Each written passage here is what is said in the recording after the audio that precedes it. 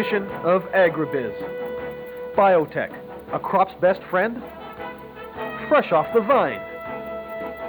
Soil takes a quantum leap. And Ralph and the Big Elk. Hello and welcome to AgriBiz. We begin in the garden, the market garden. Fresh local produce direct to the consumer. That is the basis of the market garden industry. And as you are about to see, this growing trend has some old roots. In the 1990s, produce consumers have come to expect more for their dollar. With choices from what seems like every corner of the world at their fingertips, consumers can now demand freshness and quality in their produce. And with the public's increasing desire for fresh off the vine, the idea of market gardens is making a comeback. They're not a new idea, as some in Saskatchewan have been around since the early 1930s. Looking at is the original garden site. It's surrounded by trees. The trees not much taller than they were back in the 30s when my dad and his brothers market gardened here to make ends meet during the drought. And as you can see, it's a southern exposure, which brings more warmth in. The sun shines in, and you develop a mini climate with the trees surrounding it, and they're fairly tall. And as a result, we always get vegetables a little bit earlier, and they come up a lot nicer, but requirements for irrigation are much higher when you have that kind of an exposure. But the commercial development of market gardens is a trend that's catching on. The market garden industry in Saskatchewan is composed of not only commercial producers who have large investments and perhaps quite a few employees producing a variety of fruits or vegetables, to the extended backyard gardener who produces additional product for sale in his neighborhood. Probably the Saskatchewan farmers market is sort of the common denominator, where some commercial producers bring product directly to the consumer, or the smaller growers are able to have an outlet for their produce. Well, the market gardens offer known management. They have an idea exactly what their customers demand. They have loyalty among their customers who perhaps even visit and see how their crops are growing during the course of the year before they come to the harvest period. And some producers have worked in both environments. John Bardall started out as a small producer many years ago. It was virtually by accident. I think quite a few years ago, my oldest daughter and my second daughter were in Girl Guides and Brownies, and they needed a badge for gardeners, and that's virtually how it started. We got them into gardening's badge, and here we are, about 8-9 years later, 30-acre garden. We try to get as much in a small area as we can. We're restricted to 30 acres, and of course we want to try to make as much off the 30 acres as possible. We do jam stuff in, and we fertilize quite heavily, and we've got a central pivot irrigation system, so our water supply is unlimited. So it's not in southern Saskatchewan, quite often you're restricted with water, but we're not. But while water might not be a problem, John does have difficulties of his own as the operator of a market garden. Probably the biggest challenge is labor. Even though we have our operation right in the city of Swift Current, to get labor is just about physically impossible. They don't come, they say they're going to show, they don't show. It's really trying, to say the least. We would have had a problem with deer. We did put up a deer fence around the entire garden. It's a little over a mile in length altogether. It's very costly, but it does keep the deer out. And birds, I guess, could fly in, but there's no trees in this vicinity, so that birds really aren't a problem. We control our weeds virtually by two ways. Some of it we use a hoe, good old manual way. We do try to keep some of it organic, because some people are asking. And also Buctril M. We do use Buctril M. It's a common herbicide that many of the farmers would use for their cereal grains. It's also licensed for the corn, and you can use it. The only problem is with corn, you've got about 30 inches between your rows, so you have a lot of room for weeds to grow. So you have to hope that the corn grows up fast enough to shade the ground, or otherwise you'll get a second flushing of weeds that you can't really control other than cultivation. The two most important things market growers sell to their customers is quality and freshness. And if you want to keep your customers happy, you'd better know your stuff. The difference between these two particular cobs of corn is the variety. The one is just a regular super sweet that is this got a solid yellow kernel in it, and the other one is called Peaches and Cream, which a lot of people are now getting familiar with. The colors on it are white and yellow alternate. They're both super sweet varieties. I don't really think that there's too much of a difference in them, other than the fact that the Peaches and Cream does mature a few days later than the regular super sweet. But a good cob of corn should be pretty much filled right to the top of the cob. And if you're buying for freshness, if you take and squeeze the end of them, the juice should just pop right out at you. I wouldn't advise going into a store and trying it on every cob of corn, but if you purchase them and you don't know how sweet it is or how fresh, just pop the top kernels, and if they burst out at you, you know that they're fresh. If the trend towards market gardens is to continue, as one owner puts it, the consumer is the key to our success. Loyal customers will only stay loyal as long as the market gardens continue to offer freshness and quality. We have more to come.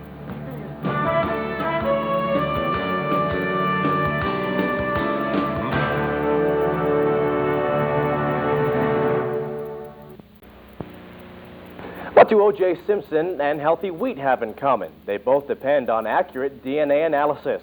DNA evidence is helping track and eliminate diseases in wheat. In southern Saskatchewan, they're using this biotechnology and making excellent progress.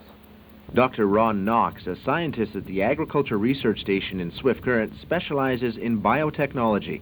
As a plant pathologist, he's developing new techniques to improve the way disease resistance is incorporated into wheat. Through his research, a variety of wheat resistant to diseases such as loose milk could be developed, saving producers the huge losses disease can bring to a year's crop.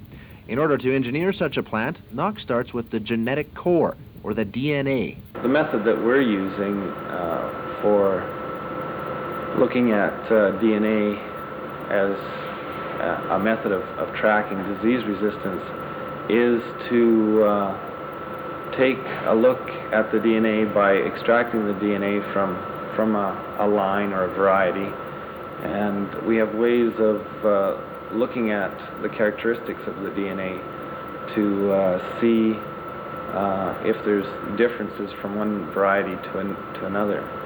And if we look at enough of those differences, we can find differences that are associated with traits that we're interested in, such as disease resistance. And then we can... Once the desired traits have been located in one variety of wheat, Knox crosses that type with a standard type, producing a genetic mixture in the new plant that contains characteristics from both. But the mixing means that not all the offspring will have the desired traits. Through a process known as true breeding, which is eliminating the plants lacking the needed resistance and reproducing those that do, the line can be whittled down to a true consistent variety with disease resistance. But the process is not very efficient. The process of true breeding takes a number of years to get a true breeding line out of that. In the current breeding process, it takes in the order of 10 years to produce a variety.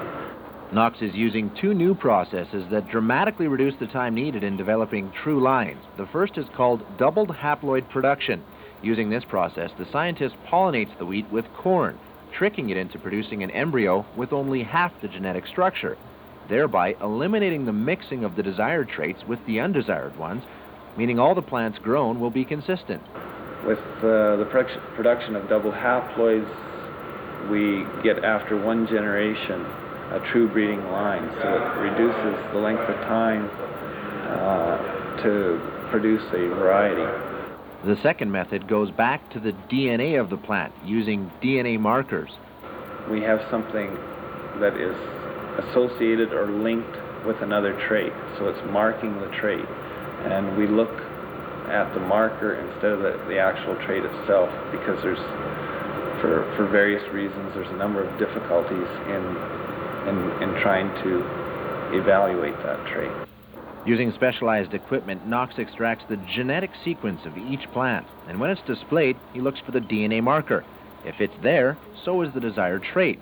This process can be done from the seed of the plant, eliminating any growing, reducing the time to produce a true line while slashing costs. It improves the efficiency. It can be less costly. For example, one of the diseases that we're looking at is common bunt resistance, maintaining common bunt resistance in our new varieties. And to do that, normally we have to use the greenhouse to be able to screen effectively, either the greenhouse or the growth room. And that is a costly process. And by using DNA markers, we should be able to cut that cost by 1/4. Using doubled haploids and DNA markers, a true line can be located in one day and developed in just one growing year. But the process continues from there. Once the disease resistance is developed, Knox goes to the producer to learn what qualities they need in terms of plant height and stalk strength. Millers and even bakers are consulted until the best variety for everyone involved is produced. Often the search for the perfect characteristics can take the scientist around the globe. And once they're found, there is no guarantee they'll survive in this part of the world. But they're usually not adapted to our conditions. So we cross those with existing varieties, and then in the progeny we'll get lines that have different degrees of what we need. But as the breeding process is carried on, we look for those lines which have all the desired traits that occur in the existing varieties, plus the additional traits that we've put in. As the process of genetic engineering continues, the types of wheat grown continue to improve, and eventually producers may be able to grow a kind of super wheat, incorporating the best characteristics for every different application. Stay with us. We have more interesting things to share with you.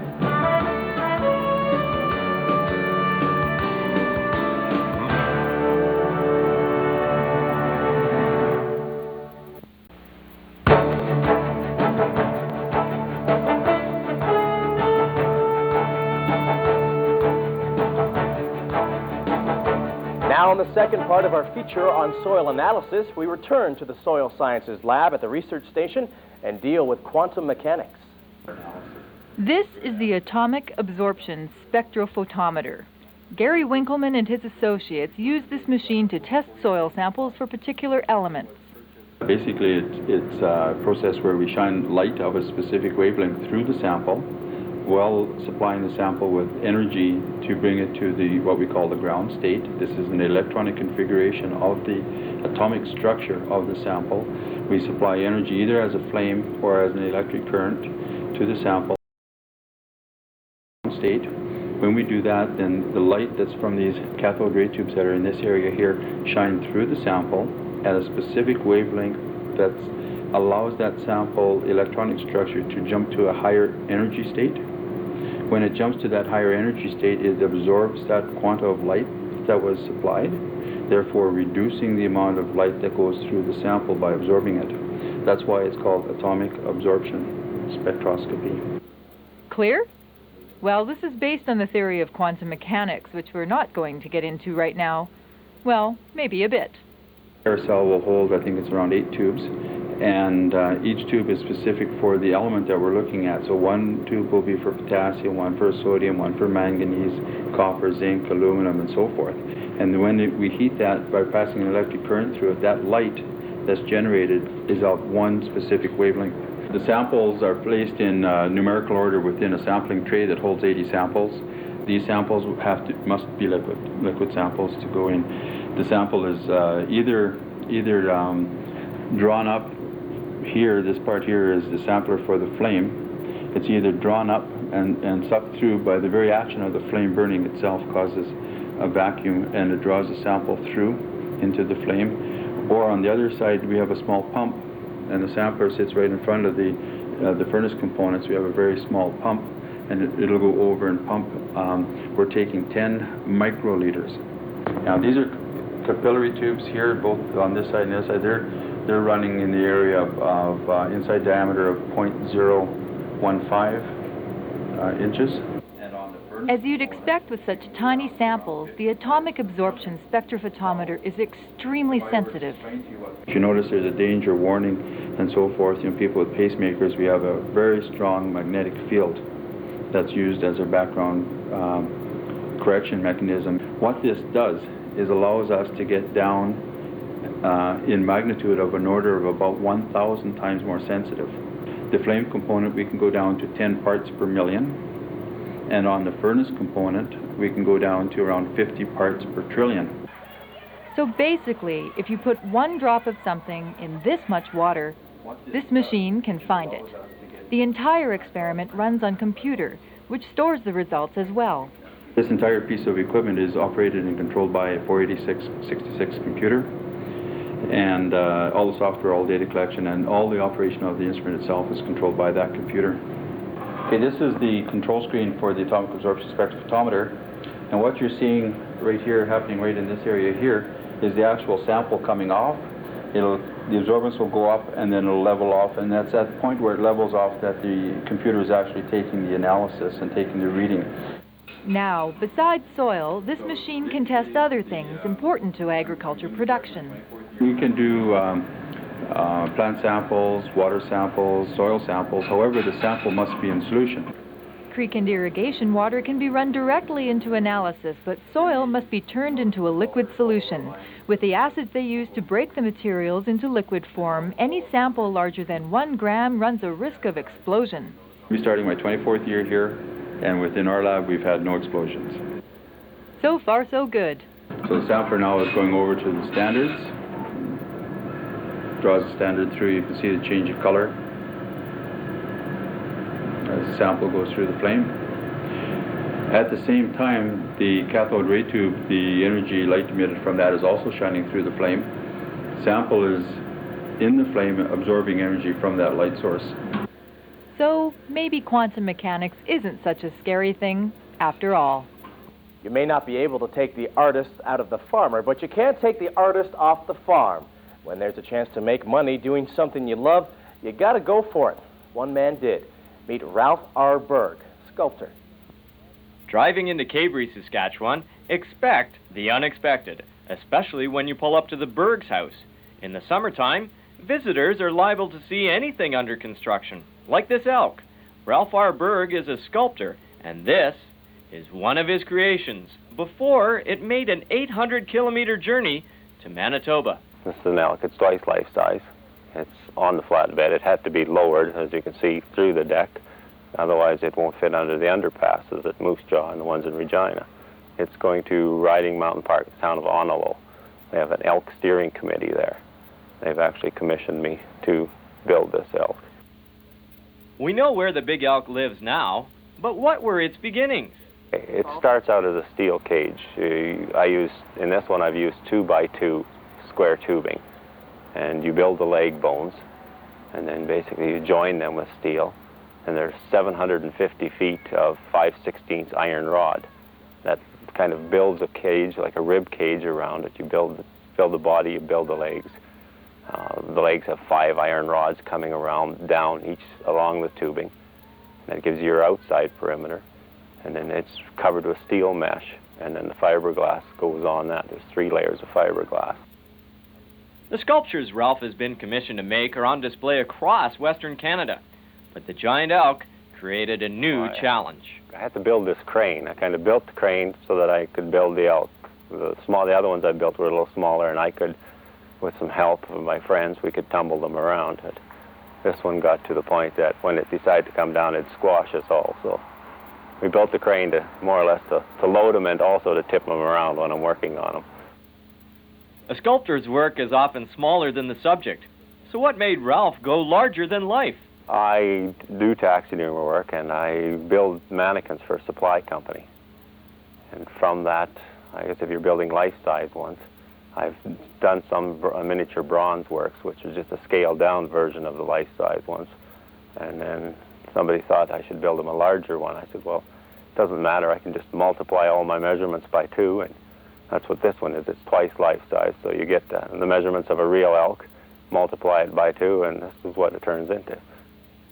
This is not the kind of work that is crafted in inside my the house. Driveway, actually. I've got 2 garages, and there's 27 feet of pavement in between them, so that's where it gets built. As a taxidermist, Ralph has an extensive North American big game collection, over 250 animals, but sculpting opens up a new world. Each piece is totally different. So taxidermy can be very repetitious. You're doing a deer head and another deer head, or 20 fish, and they all get to be the same. Whereas these are so big and so different. Each one has its own challenges, own headaches. Whether it's making game animals look lifelike or sculpting, it's important to have an eye for detail. You cannot buy anything this size. An elk eye would be about 34, 36 millimeters, of course. This one has to be just about 100. They're clear casting resin poured into a mold. I use a light bulb with a separating agent. You put it in the back until it sets up. And you remove the light bulb. All the coloring is done in the back side here to give it some depth. If you get a fairly thick lens on the front, you can get a three-dimensional effect so that the eye will follow you when you move around it. So the only color that's put on the outside is the white around the outside edge.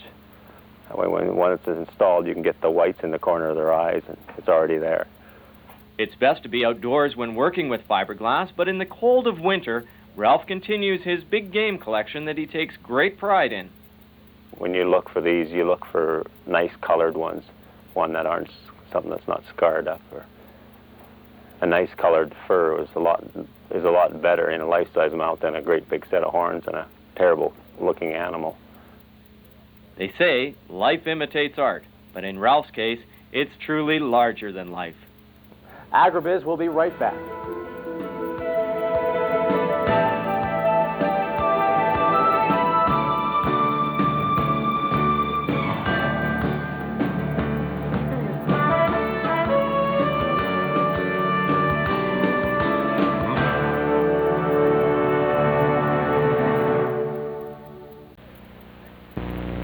On the next edition of AgriBiz.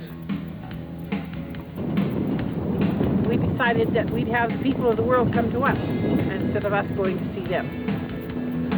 Estimate the quality of existing shelter belts before planning new shelter belts for unprotected areas of the farm. When I signed up to do this, I expected something different from a correspondence class. It's not boring. That's on the next edition of AgriBiz. Thanks for watching. I'm Adam Cook. We'll see you next time right here on AgriBiz.